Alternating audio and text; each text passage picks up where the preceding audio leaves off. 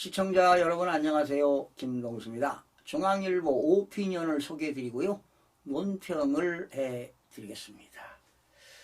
대통령의 동선이 북한에 지금 해킹을 당했습니다. 참 심각한 문제입니다. 대통령의 일정이 북한으로 추정되는 세력으로부터 해킹을 당했습니다. 참으로 충격적인 일이 아닐 수가 없습니다. 대통령실에 따르면요, 지난해 11월 윤석열 대통령 부부의 영국, 프랑스 순방 직전입니다.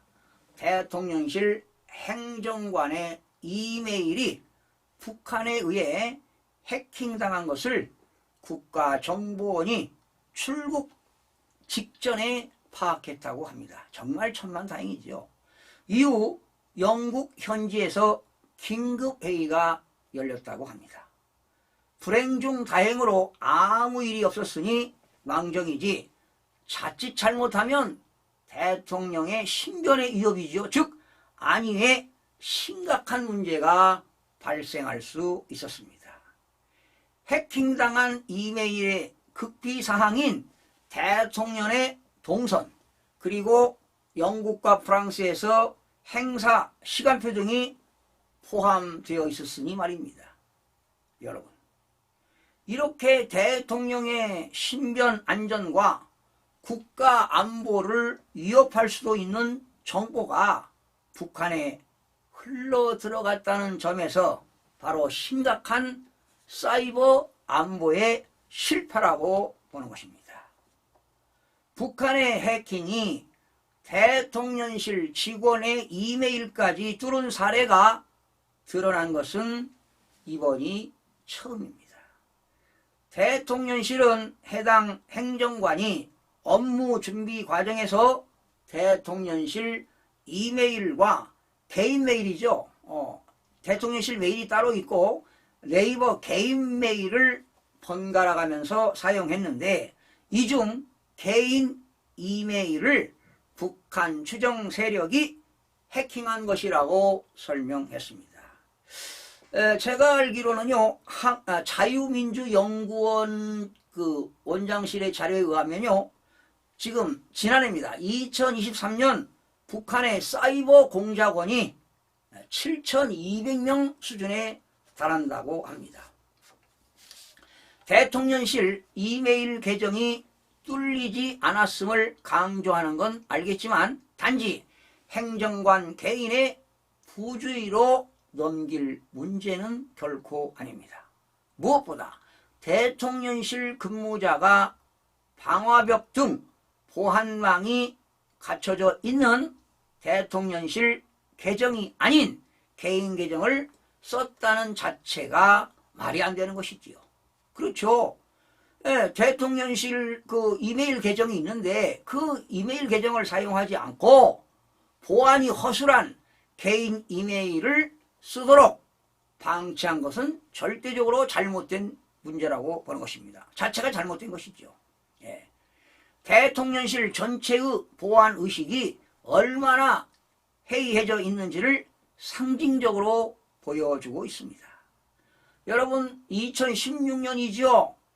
힐러리 클린턴 전 미국 국무장관이 공적인 업무에 개인 이메일을 사용해서 미 연방수사국 FBI의 수사를 받았고요.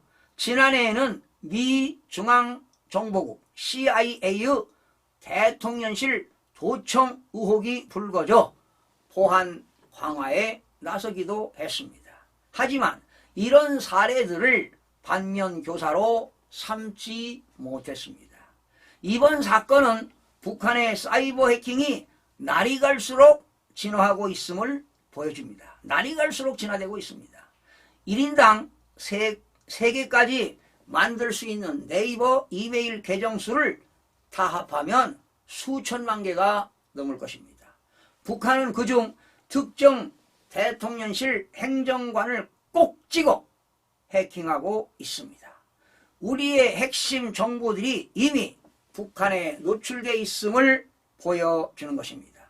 국정원에 따르면요, 지난해 우리 공공 분야에 하루 평균 162 2만 건의 해킹 시도가 있었습니다. 이 중 80%는 북한에 의한 것이었다고 합니다. 비상사태나 전시에는 더할 것입니다. 당장 사이버 보안 투자를 늘리고 공공기관 교육도 강화해야 합니다. 그러나 이제 우리나라에서 그 사이버 안보를 잘하고 있는 게 국정원은 뭐 분명한 사실입니다. 국정원이 북한의 해킹을 사전에 걸러낸 시점도 주목해야 합니다. 국정원이 갖고 있던 대공 수사권은 올 초부터 경찰로 이관됐습니다. 여전히 일부 사이버 보안 기능은 국정원이 갖고 있다고 하지만 사이버 보안과 대공수사가 분리된 상태는 지극히 비정상적이라고 보는 겁니다. 사실은 국정원은 사이버 안보에 아주 탁월한 그런 능력들이 많은 곳이라고 보는 것이죠. 이번 북한의 해킹이 대통령 동선을 파악해 만에 하나 해외에서 테러라도 하기 위한 것이었다면 똑같은 상황이 재현될 때 경찰만의 힘으로 해결 가능할 수 있을지는 의문입니다. 예, 저도 동감합니다. 이참에 대공수사권의 재조정이나 효율적인 연계 방식을 재검토해야 합니다. 사실은요, 저도 언젠가 국정원에 대해서 방송한 적이 있는데요. 국정원은 간첩 잡는 곳입니다. 본의 임무가. 예, 그런데 대공수사를 말이죠. 경찰에 이관시키지 않았습니까? 문제가 좀 심각합니다. 예, 이참에 말이죠. 대공수사 재조정, 어떤 효율적인 그런 연계 방식을 좀 검토해야 될 것으로 봅니다. 여러분, 지금 한국의 사이버 보안이 말이죠. 우리나라는 세계 IT 강국이라고 하면서도 후진국 수준이라는 지탄이 어제 오늘 이야기가 아닙니다. 심지어 공공기관도 해킹당하고 있잖아요.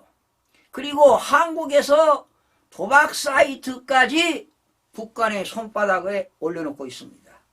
그리고 대한민국의 민주주의가 지금 위협을 당하고 있습니다. 그러니 총칼로 전쟁하는 것이 아니라 사이버를 통해서 보이지 않는 전쟁이 이루어지고 있다는 사실입니다. 그래서 우리나라는 지금 사이버 안보 문제가 무지무지하게 심각합니다. 여러분, 북한에서는요, 핵 미사일 개발 자금을 위해서 말이죠, 전 세계적인 금융기관을 해킹하고 있습니다. 예. 그리고 사이버 정보를 수집하고 있습니다. 예. 그리고 지금 이제는 총칼로 싸움하는 게 아니라 사이버 심리전 그런 전쟁이 벌어지고 있다는 겁니다. 그리고 사이버 테러가 이루어지고 있습니다. 그리고 사이버 간첩 교신을 하고 있다는 사실입니다. 북한은 지금 사이버로 외화벌이를 통해서 핵 개발 자금을 만들고 있습니다. 그래서 제가 볼 때는 지금 우리나라에도 국회에서 법을 만들어야 돼요.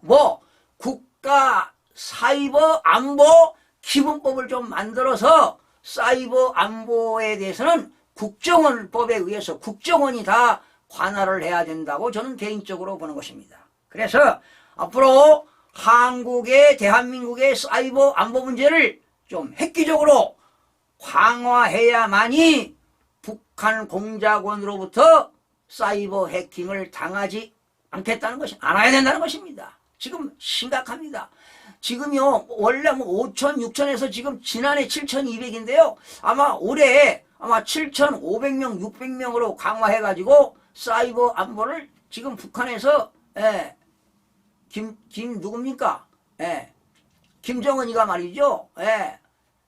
지금 외화벌이를 위해서 또 핵개발 자금을 위해서 엄청나게 투자하고 있습니다. 우리나라도 이런 사이버 안보 문제를 획기적으로 강화해야 될 것으로 보입니다. 시청해주신 여러분 고맙습니다.